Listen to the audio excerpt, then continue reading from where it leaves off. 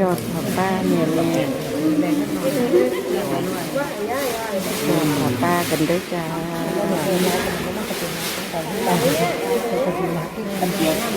เกี่ยวแค่มือแม่อันนี้เกี่ยวแน่มือหนึ่งตีเนาะตัวครับ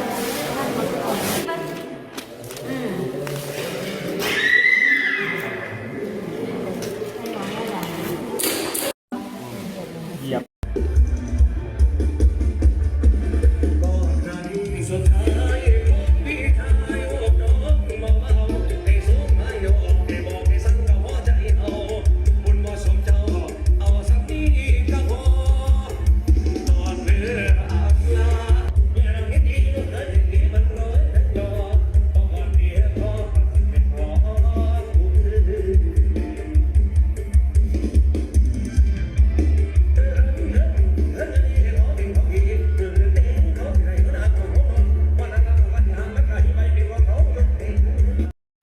ล่าสุดนับเงินยอดกฐินวันเกิดพ่อจ่าลูกจ่าออกมาแล้วได้เป็นเลขงามทานผู้ชม FC แฟนคลับขอหวยจดไว้ให้ดีอาจจะโชคดีในงานนี้ก็เป็นได้มาพบมาพ่อกันเศร้านี่โอ้ยอากาศหนาวท่านผู้ชม18องศาใส่เสื้อตัวนี้ก็ยังว่าสู้บ่ไหวเฮ็ดคลิปนี้ผ่านไปแล้วก็จะเอาเสื้อกันหนาวมันหนาพวกนี้มาใส่อันนี้เป็นเสื้อกันลมได้สวมแล้วได้เฮ็ดคลิปแล้วก็เลยลุกไปเปลี่ยนบ่ได้ท่านผู้ชมเนาะ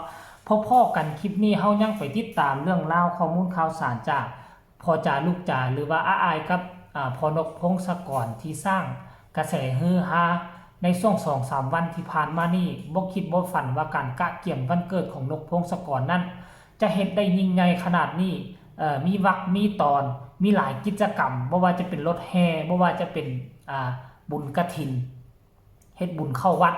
บ่ว่าจะเป็นเวทีใหญ่เวทีสูงการจัดงานบ่ว่าจะเป็นการรับของขวัญจากบรรดาแฟนๆพ่อฮักแม่ฮักอันนี้ล้วนแล้วแต่เป็นสิ่งที่เฮ็ดให้เฮาตื่นตาตื่นใจในแวดวงการหมอลำปกติแล้ว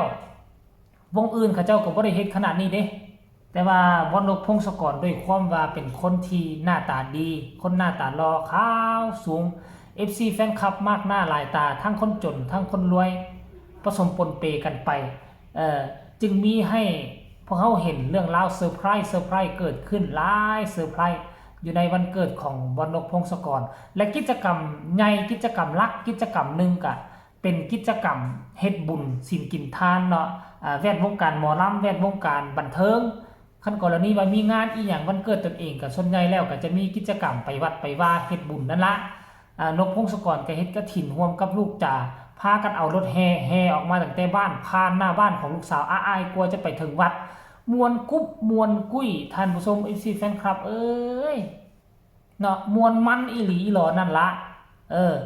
แล้วบัดนี้หลังจากที่จบงานแห่กฐินไปแล้วจบงานวันเกิดของพ่อจ่าไปแล้วสิ่งที่ FC แฟนคลับคองคอยนั่นก็คือรวบรวมยอดกฐินว่ามันได้เท่าใดแท้ค่อยเชื่อว่านะ FC ของนกพงศกรทั้งใกล้ทั้งไกลมันไม่มีอยู่แล้วพวกที่ลิ้นหอกลิ้นห่วยล้อท่าเบิ่งว่ามันสิออกมาได้เท่าใด14 ชั่วโมงที่ผ่านมานี่นกพงศกรก็ได้ออกมาโพสต์เคลื่อนไหวว่าผ้าป่าวันเกิดพ่อจ่าลูกจ่าครับว่าซั่นเด้ได้โซฟาและปูกระเบื้องครัววัดสาธุครับโอ้การเฮ็ดผ้าป่าสามัคคีบ่แม่นกฐินเนาะขออภัยการเฮ็ดผ้าป่าสามัคคีในวันเกิดของพ่อจ่าลูกจ่านี่มีเป้าหมายที่จะซื้ออุปกรณ์มาปูกระเบื้องวัดและก็ซื้อโซฟาท่านผู้ชมโอ้ยซื้อโซฟานี่เห็นบ่นี่ยอดรวมทั้งหมดก็คือได้ 21,999 บาทป้าบังเอิญเกินไปบ่คือว่าเลขงามแท้ทุกคนเอ้ยเบิ่งแหมอาจจะบ่เห็นเด้อโอ้ยทุกคนเอ้ยสะอ่อนนำคือเลขดีเลขงามแท้นี่บอลนกพงศกรมอบด้วยตนเองเลยได้โซฟากับได้งบมาปูกระเบื้องเป็นที่เรียบร้อยแล้วว่าเสน่ห์โอ้ยจังแมน บุญวาชาติใหญ่เนาะพอลูกคู่บุญมีบุญวาสนาต่อกันชาติที่แล้วก็คงจะเฮ็ดบุญเฮ็ดทานมาร่วมกันชาตินี้มาเจอกันก็ยังเฮ็ดบุญศีลกินทานนํกันชาติหน้าก็จะได้เจอกันอีกจักไผจะเป็นลูกไผจักไผจะเป็นพ่อไผได้เผลอๆชาติหน้าวัดนกพงศกรอาจจะเกิดมาเป็นลูกอายก็เป็นได้หรือว่า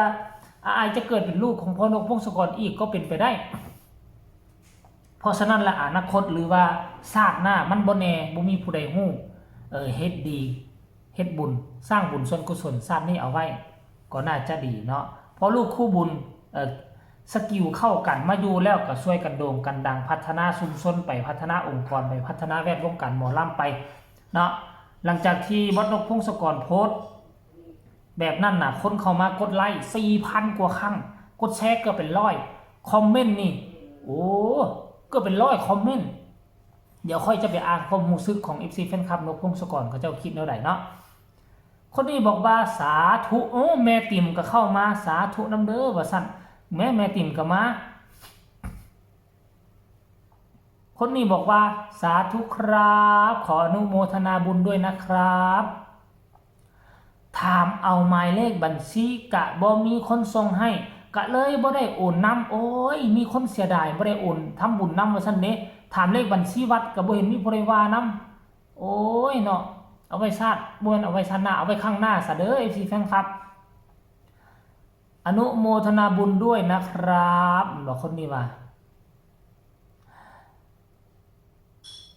อนุโมทนาบุญด้วยนะคะอนุโมทนาบุญด้วยนะครับสาธุเป็นบุญอีเม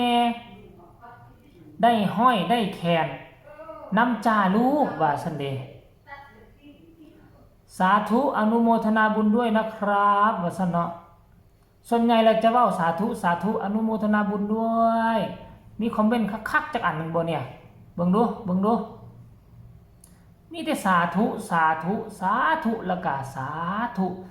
ท่านผู้ชม FC แฟนคลับสำหรับคอมเมนต์ก็สิเอานี่แหละคันอ่านไปก็มีแต่คำว่าสาธุสาธุสาธุสรุปรวมแล้วก็ยอดกฐินก็ออกมาแล้วเป็นที่เรียบร้อยได้ 200,000 กว่ามีผลประโยชน์ต่อชุมชนเห็นบ่ล่ะแวดวงการหมอลำนี่บ่แม่นธรรมดาเด้ซึ่งแตกต่างจากวงการอื่นคันก่อนแล้วนี่ว่าวงการทำหนังก็ยังบ่เอื้อผลประโยชน์ให้ชุมชนขนาดนี้ทำหนังเขาก็มีแต่บวงสรวงเอาผ้าไปบวงสรวงแล้วก็แล้วก็จบแต่ว่าหมอลำนี่นะเกิดอยู่บ้านใดแล้วมันบ้านนั่นได้ผลพลอยได้เมืองนั่นได้ผลพลอยได้ไปจังหวัดก็มีชื่อเสียงไปนำมักทำบุญขนาดเพราะว่าวงหมอลำนี่มันเกี่ยวพันกับวัดอยู่แล้วคันบ่มีวัดจ้างส่วนใหญ่แล้วการงานของหมอลำเนี่ยมีแต่วัดทั้งนั้นเอาไปลงวัดทั้งนั้นเฮ็ดบุญวัดนั่นเฮ็ดบุญบ้านนี่หมอลำไปลงวัดนั่นเอาหมอลำไปลงวัดนี่มันเป็นลักษณะแบบนี้นะท่านผู้ชม FC แฟนคลับสรุปรวมแล้วกะรายงานตอนเช้าๆกะเกี่ยวกับยอดผ้าป่าสามัคคีของพ่อนกพงศกรกับลูกสาวอายก็ได้มา2 ลัก 200,000 กว่าน่าเป็นเลขสวยเลขงามผู้ใดอยากมันก็ไปลองเสี่ยงดวงเอาเบิ่งเด้อแต่ว่าซื้อน้อยไว้ก็ดี FC แฟนคลับสำหรับคลิปนี้ฝากทุกคนกดไลค์กดแชร์กดติดตามไว้ในเพื่อจะบ่พลาดคลิปดีๆแบบนี้ตลอดไปสำหรับคลิปนี้ขอกล่าวคำลาสบายดี